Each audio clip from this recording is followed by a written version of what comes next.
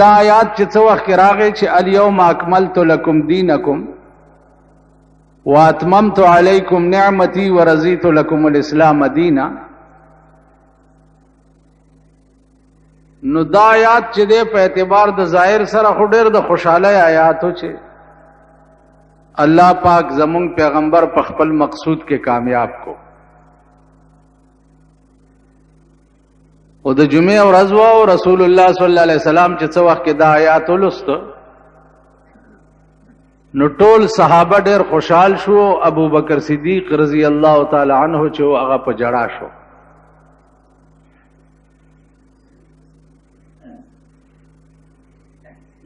صحابه ورته وی چې دا خو ډېر د خوشاله آیات ته نو ته جاړې ولې؟ اغي ورته فرمایل چې په اعتبار د ظاهر خدا ډېر د خوشاله آیات ده، لیکن د دې آیات د مفهوم نه دا معلومیږي چې رسول الله صلی الله علیه وسلم به اوس نور دنیا کې حیات نه پاتې کی. صحابه ډېر خفه شو. حضور علیہ السلام نے تپوس کو چې د ابوبکر خدا سے وای. اغي ورته فرمایل چې رښتیا وای، الله دنیا او آخرت دواړه ما ته پیش کړ، نو ما آخرت غوړه کړو دنیا مې پرېخوا. نو د دې آیات د نزول نه رستو اتیا ورځې حضور علیہ الصلوۃ والسلام ژوندې و. مرض موت کې چې څو وخت کې بیمار شنو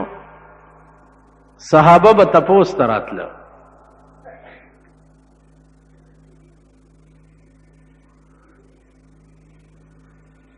حضرت بلال راغه په دروازه کې आवाज وکړ چې الصلاۃ والسلام علیکا یا رسول الله، منځ وخت ہے. حضور فرمایل چې مرو ابا بکر فلیصلی بالناس. ابو بکر ته وایي چې هغه مخکې منځ ورکړي، زه نن د وتو نه یم. بلال ډېر خپه شو، بېهوشه شو او وی چې کاش خدای چې نه زه په حبش قوم کې پیدا وې او نه لوی شوی وې او نه د رسول الله د بیماری آواز په ما شوی.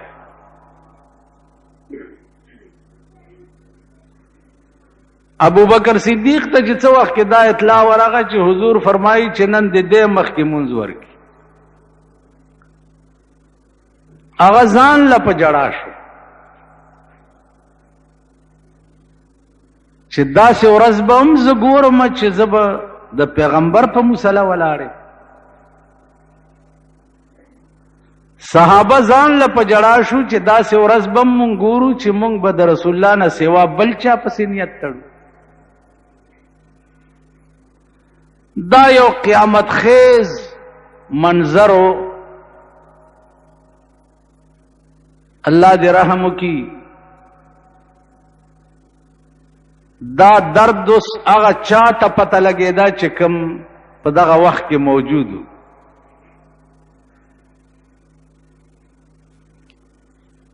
څه وخت چې تیر شه دروازه کې آواز وشو. بی بی فاطمه لخت جگر دا د جناب رسول الله صلی الله علیه وسلم. سوګ دے بھائی بار. بی بی فاطمه وای چې یو ډېر هیبتناک سړی بهر ولاړ دی، ډېر محیب. حضور ورته فرمایل چې دا هیبتناک سړی نه دی، دا هغه سړی دی چې تا به بې پلاره کی او میندې به دې کونډې کی.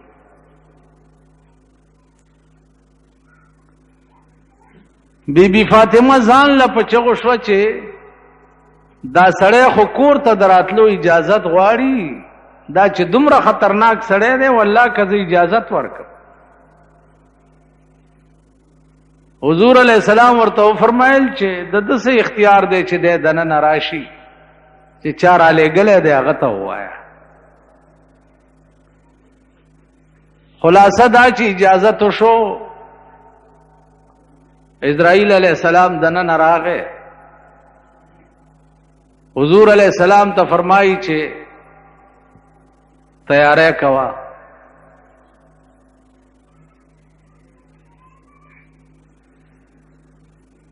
حضور فرمایل چې لږ صبر وکړه چې جبرائیل راشي. یو پړک کې جبرائیل راغی، نو حضور علیہ السلام ورته فرمایي چې جبرائیل زه خو روان یم،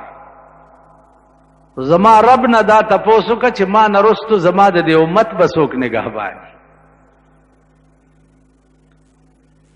وی چې الله وی چې تا نه رستو ستا د امت به زه نگهبان یم. سکرات د موت هغه شروع شو. بی بی عائشہ رضی اللہ تعالی عنہا فرمائی چې په خدای قسم ما چې د حضور سختی ولیدا نو ما په زندګۍ کې داسې سختی د چانه ولیده. حضور تپوس کوي د اسرائیل نه چې دینه زیات نور څه تکلیف هم شته. ای ورته فرمایل چې دا خو په روپۍ کې یو پیسه قدر ما پتاي خیر.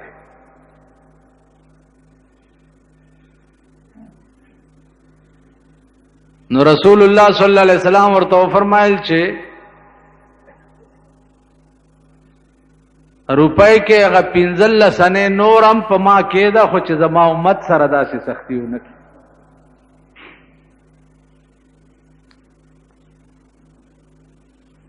لک سات چې تیر شه انا لله و انا الیہ راجعون. حضور وفات شو. ابو بکر صدیق رضی اللہ تعالی عنہ پس خبر لاړ چې راشه ته چې د کمی شمع پروانه وې هغه شمع ګل شو. هغه راغی او په باندې ورپریوتو आवाज وکړو چې وا محمدا وا خلیلا وا حبیبا ان الله لا یجتمع علیک موتتان.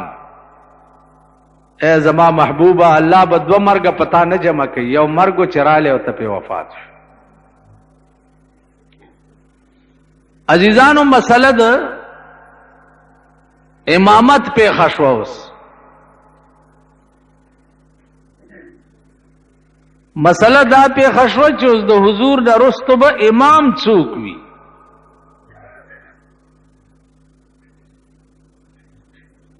راځي چې مشوره وکړو.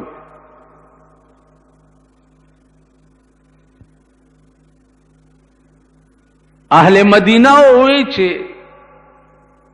من امیر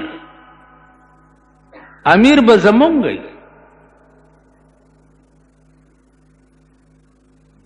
ځکه چې زمونږ ملک دی، زمونږ وطن دی. اهل مکه باسو چې امیر به د اهل مکه نه، ځکه چې دغه وخت کې مدینه کې دوه قسمه خلک اوسېده،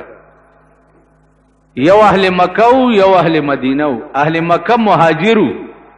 هجرت کړو د مکې نه مدینه منوره، او اهل مدینه انصارو دا د مدینه باشنده خلک. نو اهل مدینه وی چې امیر به زمونږ ځکه چې ملک زمونږ دی، وطن زمونږ دی. عزیزانو درې ورځې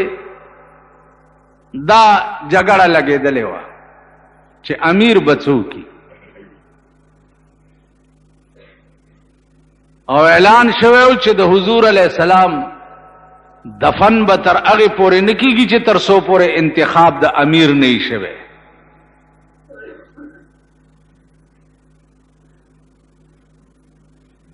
صحابه او اختلافو دلائلو باندې امیر بچو کی نو دلائل به وي. ابو بکر صدیق رضی اللہ تعالی عنہ را پاسید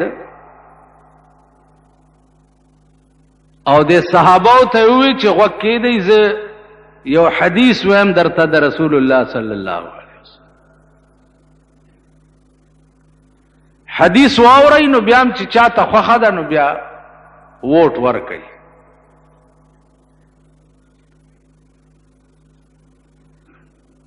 ټول صحابه سرنگون شو چې وکې دی حدیث بیانېږي د رسول الله صلی الله علیه وسلم. اوس خو ته په دې عمل کې وایه د خلکو ته ورته وکې دی یو حدیث درته بیانې یا د الیکشن په جلسو کې وایه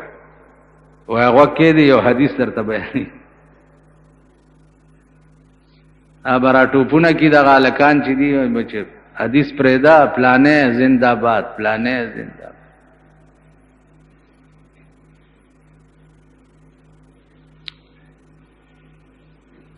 په دې ملک کې بلم څوک شته چې دا غ زنده‌باد چغه والی شي سیوا د جناب رسول الله صلی الله علیه وسلم. بلم څوک شته چې دا غ د کارکردګي تعریف وکړي شي سیوا د رسول الله صلی الله علیه وسلم. بل څوک شته بلم څوک شته په دې کائنات کې چې دا غ صفت وکړي شي سیوا د خدای د ذات نه بل څوک شته کده صفت مالک دې مومغه دې کده حسن مالک دې مومغه دې کده جلال مالک دې مومغه دې کده جمال مالک دې مومغه بل لاسو او پلان دې بنی نوع آدم کې کده حسن مالک دې نو جناب رسول الله صلی الله علیه وسلم. د قوت مالک د خدای ذات ته او د حسن مالک جناب رسول الله صلی الله علیه وسلم.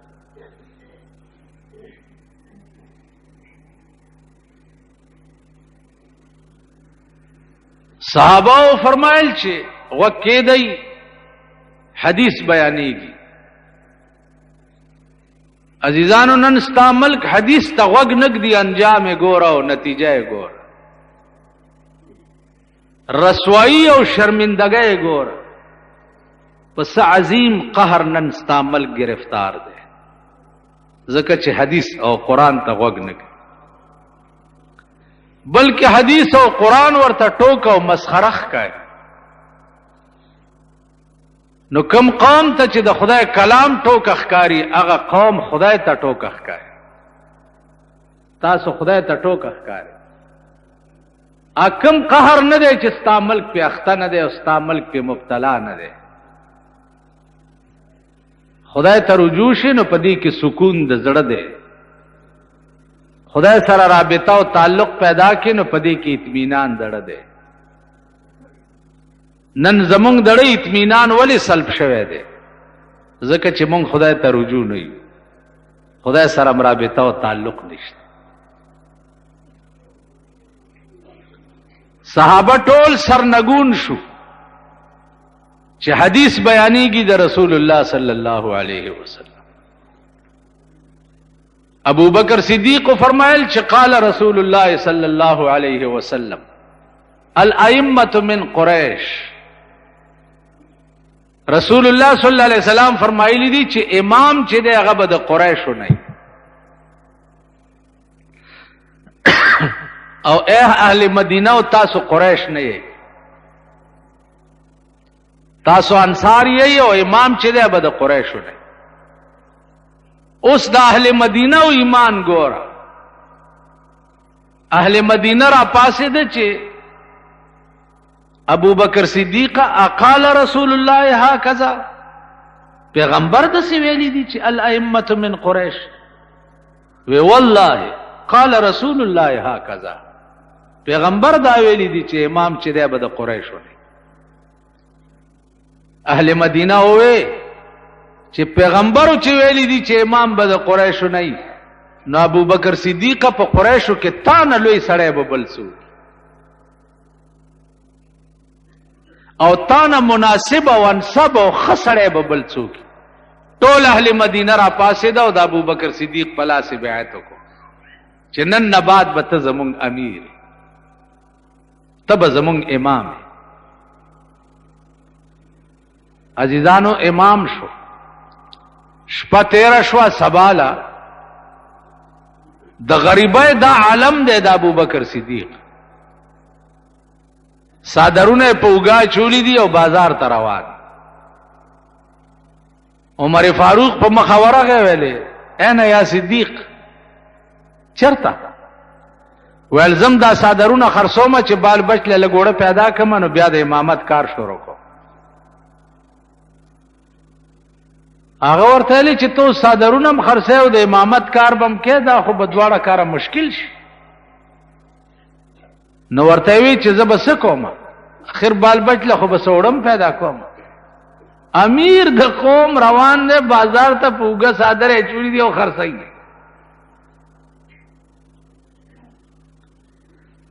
عمر فاروق راوستو ابو عبیده چې دا دغه وخت کې د بیت المال انچارجو حکم یې وکړ چې د ابوبکر صدیق کور تبا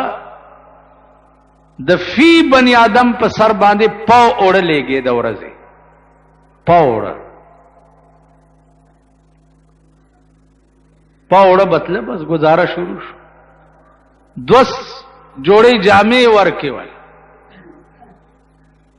یوه ولو خبر کړه چې د دې پای به تمس کې او ملما بم په وزره یوه د خامتا صادر ورکو چې دا به وخت نا وخت هم استعماله او کمر شوی هم دا به د کفن می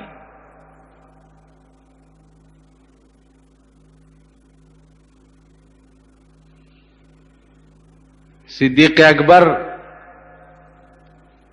د خلافت کار شروع ک خزه بیمار شو خزه ورته وی چې انار ته میړ کیږي ول ډېر خدا خزه او ما سره نغد پیسې نشته چې تعالی انار راوړم دا ستا په نامه چې کوم اوړه راځي د بیت المال نه دینه لګ لګ غوندې بچ کوا یو هفته کې چې یو سیر جبه کې اب خرڅ کم طالب په انار راو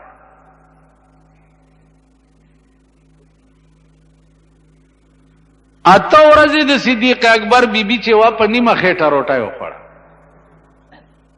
چې یو سیر وړې جمع کنو ابوبکر صدیق له ورکوي دا خرڅ کماله په انار راوړ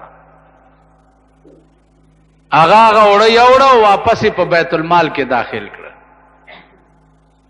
ما خام چې کور تراغه خزه ورتل چې انار دی را نه وړ وی چې بیبي هغه وړ مې بیا بیت المال کې داخل کړ او آرډر مې وکړ چې دینه پس په زما خزه ته نیم پوړه د ورځې را لېږي معلومیږي دا چې زما خزه په نیمه خېټم گزاره کوله د امیر المؤمنین خزه انارونه نه خوري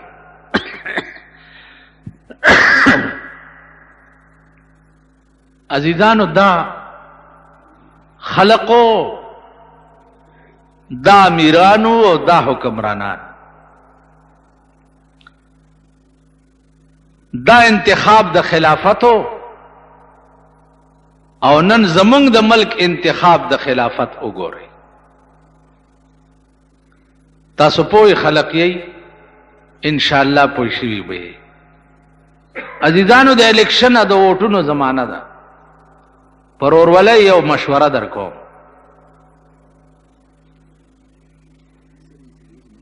تاسو وګورئ نن په الیکشن باندې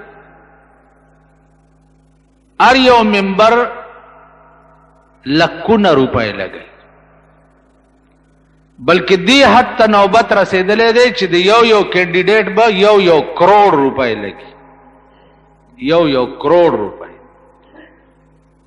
پوسټر دیو بینر دیو دیوالونه دیو ټول دیوال ګنده پټیانې دیوالونه ټول سخاک یو حال جوړ د ووټ متعلق شرعي حیثیت درته خیم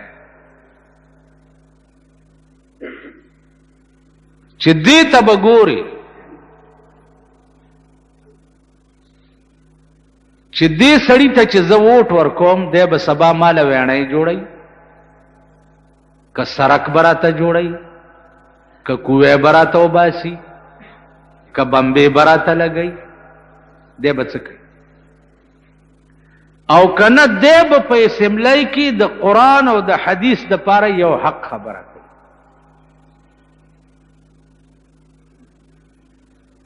بمبې او ویڼی او کوسي او کوی او پلانې په دې 40 کاله کې د دې ملک پورا نشو. ووټ په دې نیت ورکا، په دې نیت چې دا سړی مسلمان دی او که د قرآن او د حدیث مقابله سباله په اسمبلی کې رااله نو دې سړی ووټ چې دی هغه به قرآن او حدیث ته ورکړی کېږي، هغه سړی له به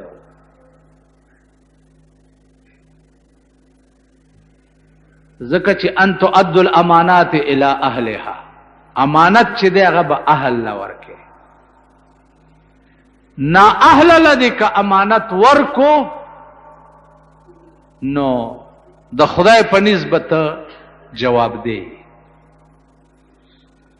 اوس دا درته نه وایم چې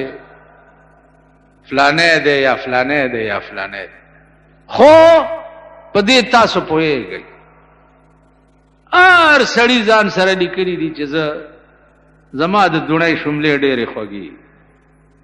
دي که نه؟ زما د دونۍ شملې ډېرې خوږې او په دغه ځای صاحب ټاکی ماکی سره لګولې را لګولې، څه لوی ویر جوړ دی. عذاب انتظار وکئ. داسې قومونه تیر شوي دي چې د شپې به ټوله شپه په ګډېدو تېره کړه، مستیانې او ګډېده نخرې او پیخرې، چې سبا کېده به نو فاصبحوا فی دارهم جاسمین، ټول قوم د قوم به په څلور بولي باندې مړ پروت. انتظار د دې کوئ. بیګا شپه چې کومه په لوړګي په غړمبا تېره شوې ده، که لوړګیني در کې څوکي هغې ته به پته چې ټوله شپه بیګا د لوړګي خلکو خوب نه دی کړی چې دروازې پې ماتېدې، داسې بمباري کېده پې.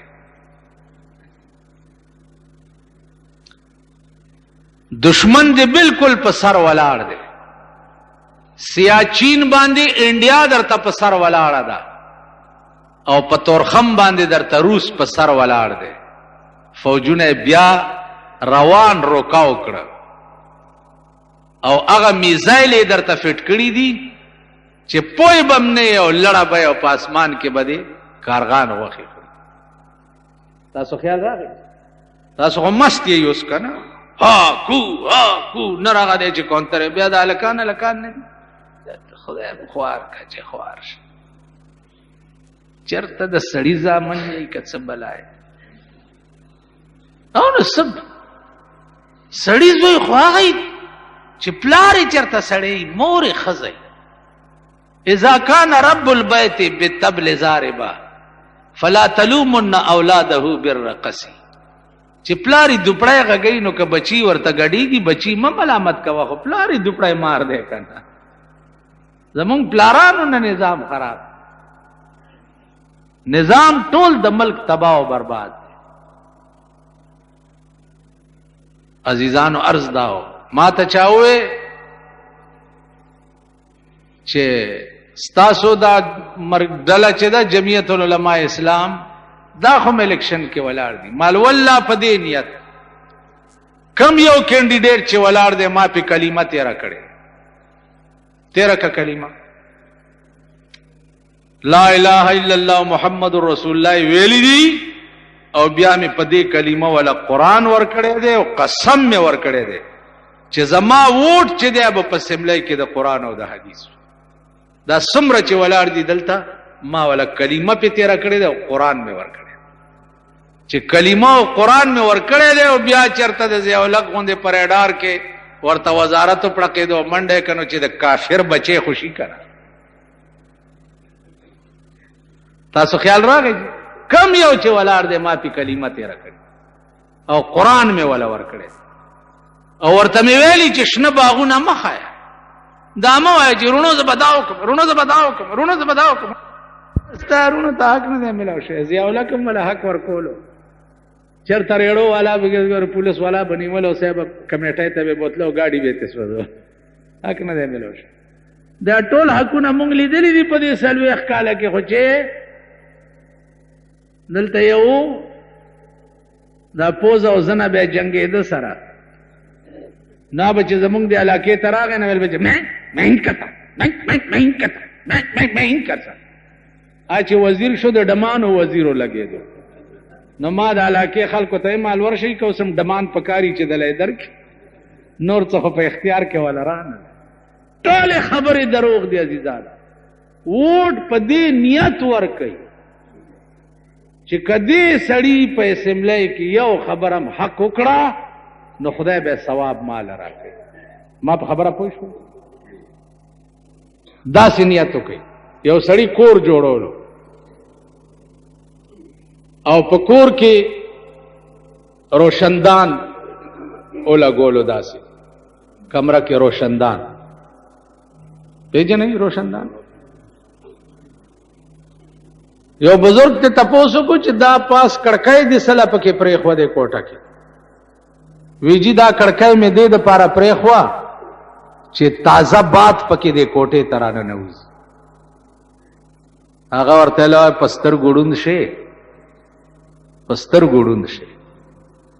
کپدې کڑکای کې تا یو نیت کړي وي نو دا ټول کور بدر ته الله په جنت کې نصیب کړي وي یو نیت کتا ویلې وی چې دا کڑکای می په دې نیت ایخه د چې د اذان आवाज پکې اورا نو تازه هوا بم پکې راتلاو چې ترسو دا کڑکای او ستا کور و نو خدای به اجر هم درکوله زما په خبره پوه شئ نو ووټ په دې نیت باور کوي چې خدای کده یو حق خبره وکړه او بیا سړی تم ګوري چې دا حق خبره قابلم دی وکړه هغه خلکو نه مګورای چې خزل تقریر کوي چې رونو زمون خويند ته ترسه حق نه دی ملاو لا حول ولا قوه دې خزو سال جوړ کړي په دې ملک نن خزر اوتی دي دومره سرونه پرې کړي دمره لپټي داسې او داسې چولی دی په دې کورونو ګرځي خوري تاسو به ووټ چاله ورکړو ما کور کې ویلي چې ورته چې خوري مونږ ووټ چالم نه ورکو روانېږه پلشته ته دې ځان ته دې وګوره دې شکل ته دې وګوره دې لباس ته دې وګوره او په کورونو ګرځي ووټ غواړي په شرمونو شرمې تاسو خدای تباہ او برباد دا الیکشن ستاسو کپر او ستاسو په وینو سور ځوانې پیغلې جنکایم را خوشې کړي دي دا د غینې ولی دي په کورونو ګرځي ته په شرمونو شرمېږي د خدای خاطر وکړي د رسول خاطر وکړي او ظالم قوم تباہ کیږي غرق کیږي بیړیم غر کیږي ګوره والله العظیم په الیکشن به د ملک نه څه جوړیږي یا نه ملک د خدای د قهر په لپیټ کې دی ګوره ستا ملک د جنگ نه دی ستا ملک خسی شوی دی اوس اسې د ګوګشتو आवाज اورا ستا ملک خسی شوی دی که یو غړم دې طرف نه وشو یا یو غړم دې طرف نه وشو تاسو به د خپلې منډې وګورئ چې خدای کم خوا وته دیو جنا خدای ته رجوع شي خدای سره رابطه او تعلق پیدا کړي او هر کار چې کوي د دین په نیت کوي دین د پاره کوي دنیا نشتا ایسو خدای راستی کڅ در ستاسو نن داسې مثال دی لکه په دې ودونو کې دا خټ کېدلی وریجې په خلق په دې الکان وخوري او بیا ورته وي چې راځي جنج دی نو لارې ته وخېږي نو صاحب سوک پاس په اډانډو ولاړی سوک په ټول بکس کې ناشتي سو لا لا لا لا زهر اخرب دا نه خو درې پاو وینه او چکر تاسو خیال راغی دی وجنه لک سوچ وکي عزیزانو بی ګودره مګړېږئ. د نوح علیہ السلام کار بدر سره وشي. نوح علیہ السلام کشته جوړوله، قوم ورته دا سکه ویل طوفان را روان دی، تاسو ټول بغیر کېږئ او زه به دې کشته کې بچ. ای داسې په یو بل ټیلې ووالې او په خندا شو، نه راشئ دا وګورئ کشته جوړی چې زه به کشته کې ما په تاسو به طوفان راځي او تاسو بغیر کېږئ. دا وګورئ راشه کنه دا وره. نوح علیہ السلام فرمایل چې یا الله دا ظالم قوم خو خان دي. الله وی ورته وایي چې فلیضحکوا قلیلا ولیبکوا کثیرا. لغون دی او خان دی بیا ډیر جاړي، لغون دی او خان دی خیر دی بیا به داسې جاړي چې جړاب هم څوک رکاولی نشي. چې طوفان پې راغی څه وخت کې داسې طوفان راغی چې یو ساس کې به د اسمان نه د کوهي تور غر عمره را پرېوتو، نو ځمکې به د لاندې نه اوبه را خټکولې او اسمان به د پاس نه راوروت. نو دا خلق چې پکې اوچتې کړه د چنډخانو غوندې. یا الله، الله ورته ویل اوس هېڅ نه کېږي. پیغمبر پورې هم خندا کړې وه، زما قانون او زما کتاب پورې هم خندا کړې وه. زه هغه طاقت وګورم چې تاسو زما نه خلاص کړي. 6 میاشتې دا قوم د قوم ټول په اوبو کې د چنډخانو په شان ګرځېده. که د خدای طوفان راغی بیا به هم څوک بچ کولی نشي. لکه قرآن کریم کې یو آیات ته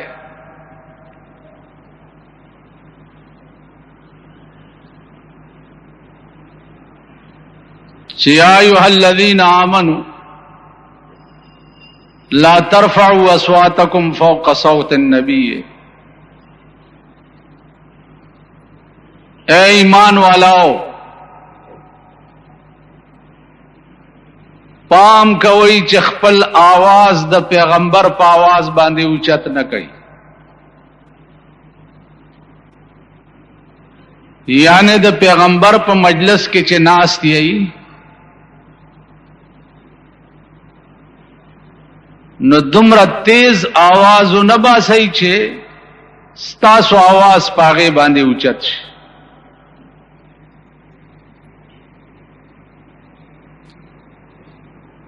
دا حکم په صحابه باندې ډېر لوی بوج راوست.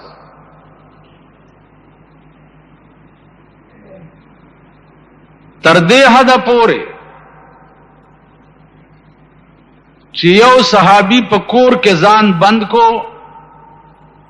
او بار نه راوتو. رسول الله صلی الله علیه وسلم تپوسو کو چې فلانه نخکاری. صحابه ورته فرمایل چې یا رسول الله اهو چې کله نه دا آیات نازل شوه دی چې لا ترفعوا اصواتکم فوق صوت النبی، نو هغه په کور کې ځان بند کړي بار نه روز. ویل ورشي رای ولې صحابه ور پسې لاړه او رای وستو پیش کو خدمت اقدس د جناب رسول الله صلی الله علیه وسلم. ولن روزی کور نه بار و یا رسول الله الله فرمایلی دی چې خبردار چې خپل आवाज د پیغمبر په आवाज اوچت نه کوي. نو زه ارادتن خو خپل आवाज نه اوچتو، خو زما قدرتی आवाज غټ دی.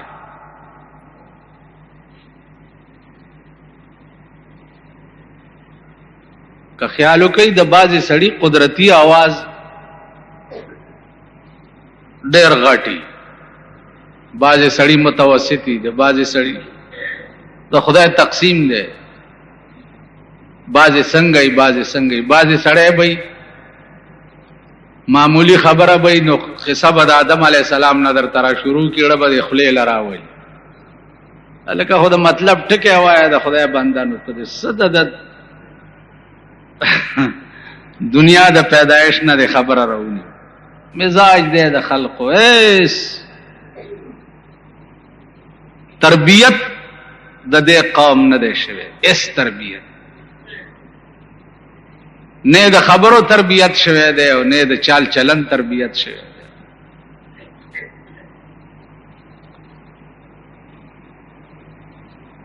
نو صحابی وای چې یا رسول الله زما قدرتی आवाज غټ ته اسنه چې زه پویم نه مو زما आवाज غټ وته او ور سره قران کریم دا قیدم لګول دی چې ان تحبط اعمالکم کستاسو आवाज د پیغمبر په आवाज اوچت شو نو ستاسو تیر شوی ټول عملونه به تباش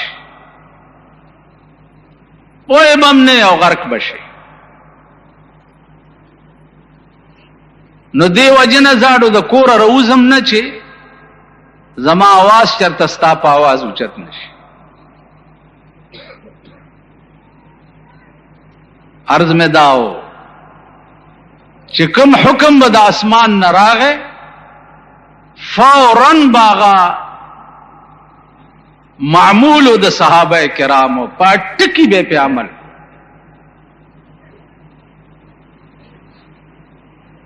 که حکم راغی چې اقیم الصلاة منس کوي نو فوراً به صحابه و بیا اسباب د منځان لا برابر کړه او پمونز بودره که حکم براغه چې واتو زکات فوراً با اسباب د زکات برابر شي حکم راغه چې الزانیه والزانی فجلدوا كل واحد منهما 100 جلده زناکار سړی او خزا سلسل دوره وهي فوراً بچ سړی ونی وشو گواهان به پیش شو میدان ته به راويستا او سلسل دوره به و عرض میں داو چې نو مسلم خلق پرون مسلمانان شوی دي او نن ورته قانون الهی راغی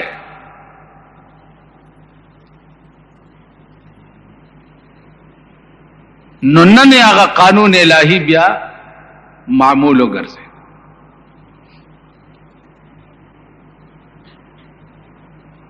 مونږه سورل سوا کال وشو چې مسلمانان هغه قانون الهی چې سحر به مسلمان شو ماخام به داغه معمولو آمونگ سره پتاخونو کې زور شو پروت ته لیکن د مسلمان قوم معمول چې ده هغه قانون نه ګرځي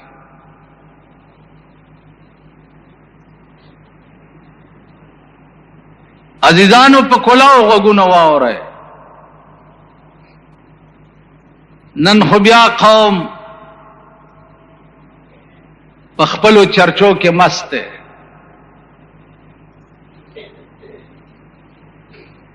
او بیا د قوم ته بیا د ملک د تقدیر فیصله حواله شوی دي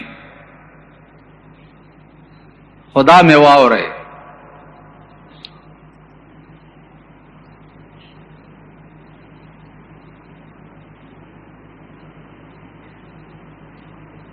چې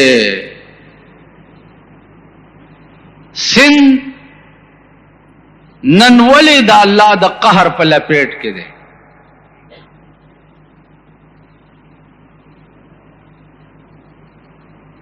کراچۍ ولی نن دا الله د قهر په لپیټ کې ده پنجاب ولی نن دا الله د قهر په لپیټ کې ده 50 لک کورونه وبو یوړه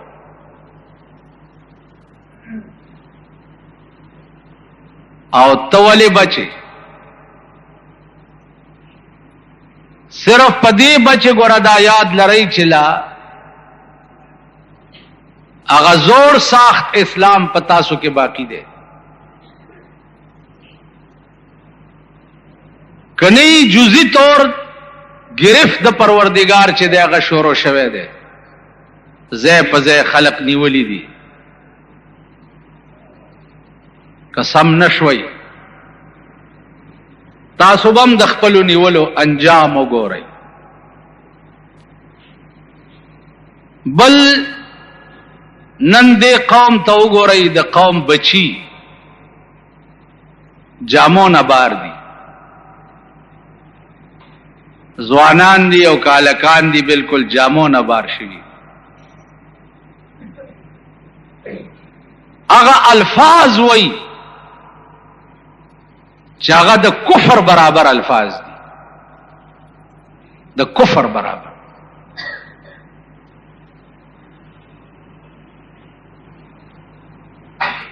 دا قوم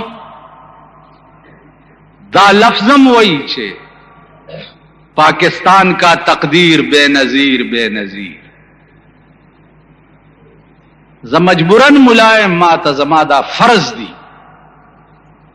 زلانت لیگم پاغا سیاست باندے چے کم سیاست دا پاسا مذہب نہیں تاسو خیال راگے جی زک پاغا ملک لعنت ویم چې په کم ملک کې مذهب نه هغه اسمبلی دی خدای چری جوړه نه کی او خدای دې په سیلاب یوړې کی چې کم اسمبلی کې د اسلام بالادستی نه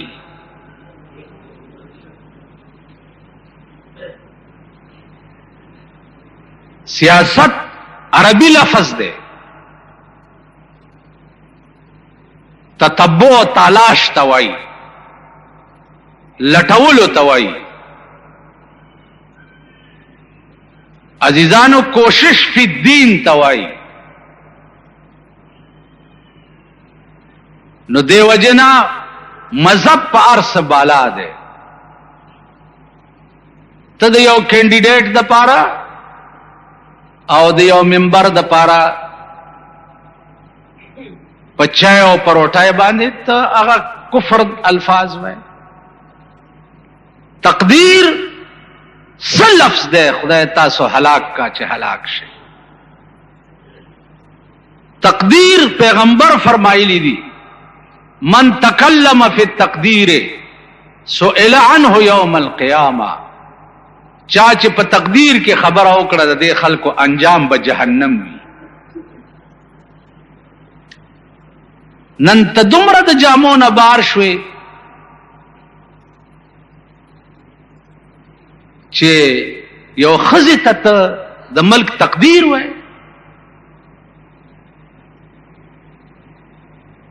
د دې ښځې پلارم ویلیو چې طاقت کا سرچشمہ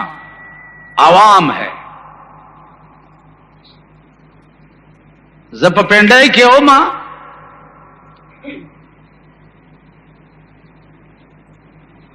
ماوے چپ طاقت کا سرچشمہ خدا کی ذات ہے عوام سے عوام خو کل انعام دا گورے نا چی پشنو چاہو پتورو چاہو خلق سال جوڑ کرے طاقت کا سرچشمہ خدا کی ذات ہے داغ عوام ندی چې الله پی طوفان نوح راوستو ټوله تباہ او برباد کړ نو د طاقت سرچشمه عوامو او که د خدای ذاتو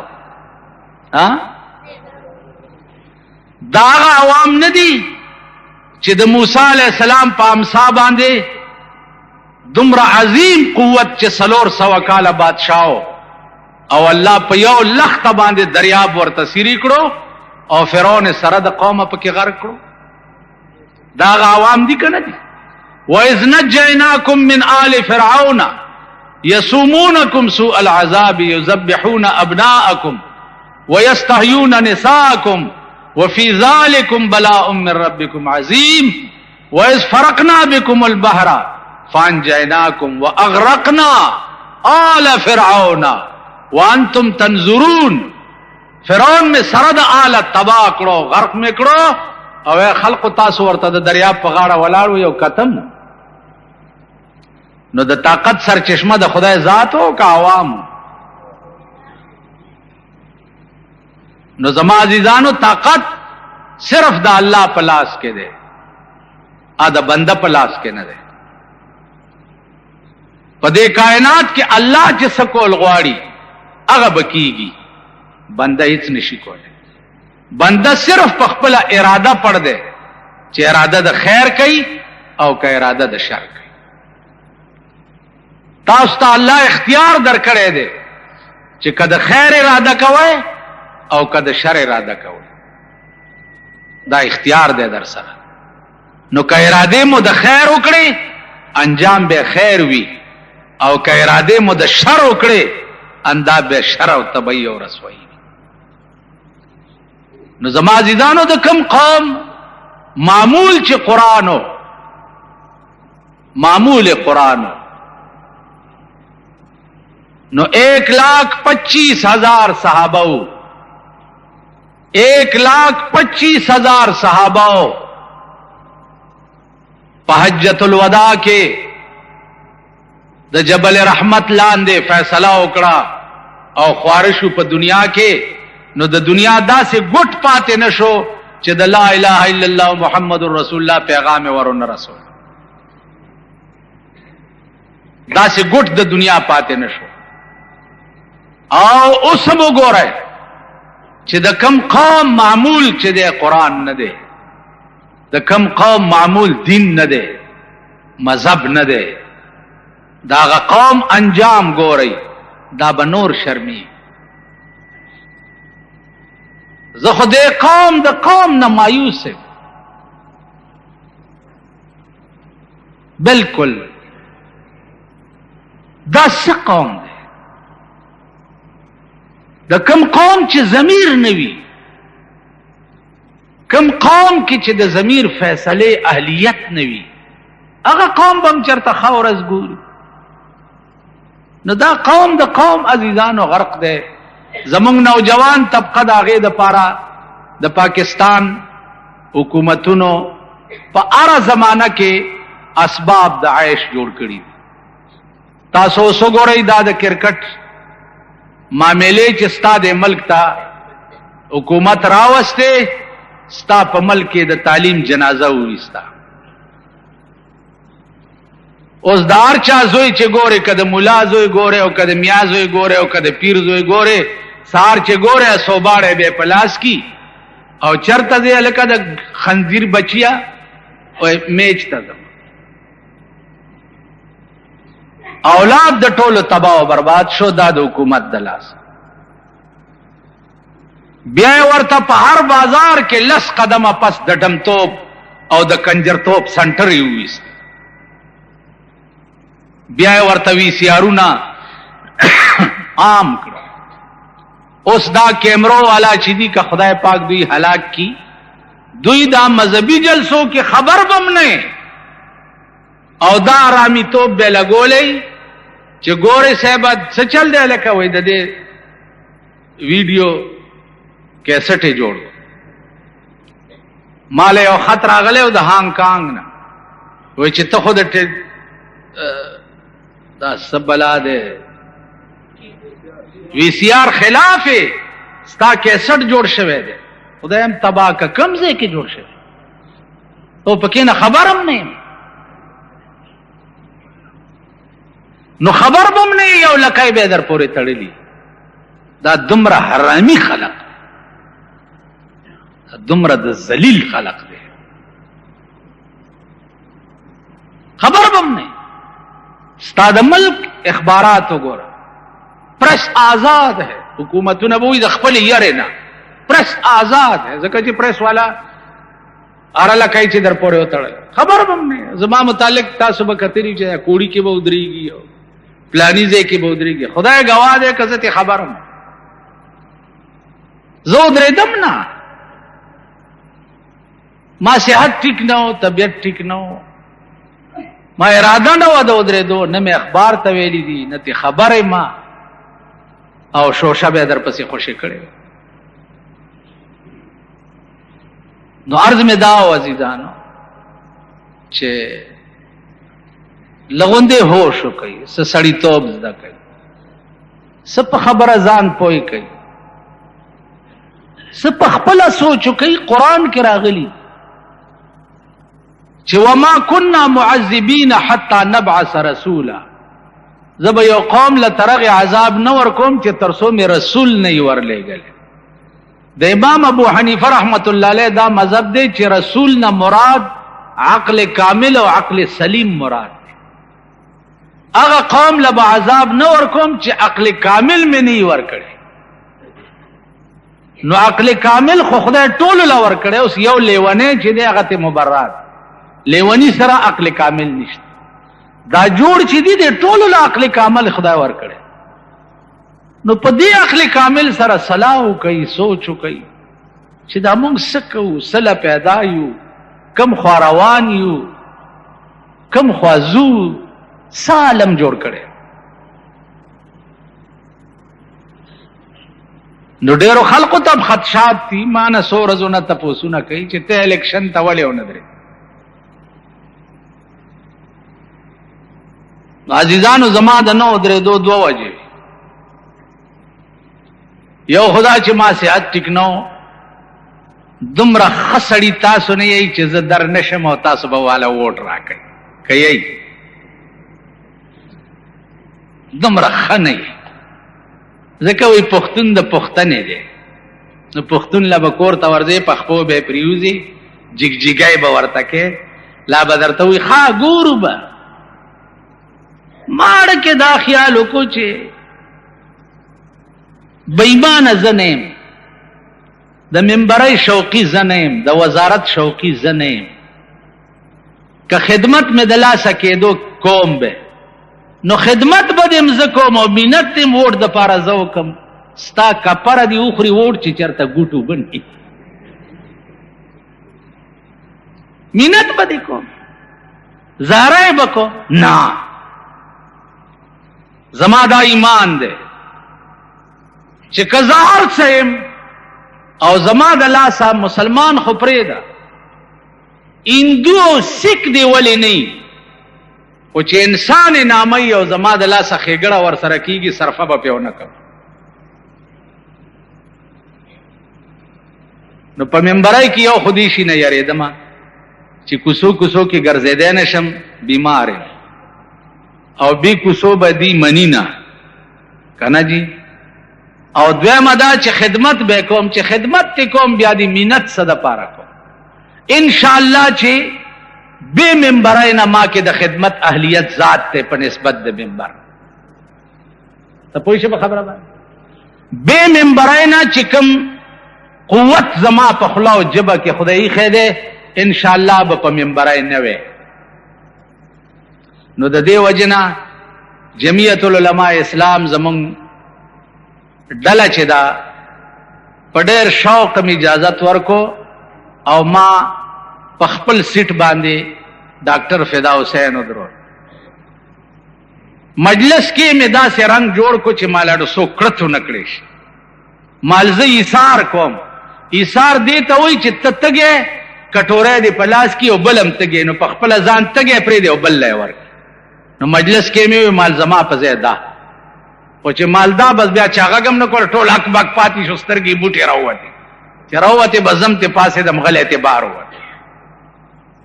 نو عرض به دا و عزیزانو چې ایمان دې ته وایي چې په خپل ځان بل له فوقیت ورکړي، بل له فضیلت ورکړي. الله دې الیکشن وکړي که د ملک او د دین پکې خیر، که دین دپاره مفید وي خو خدای پاک دی وکړي،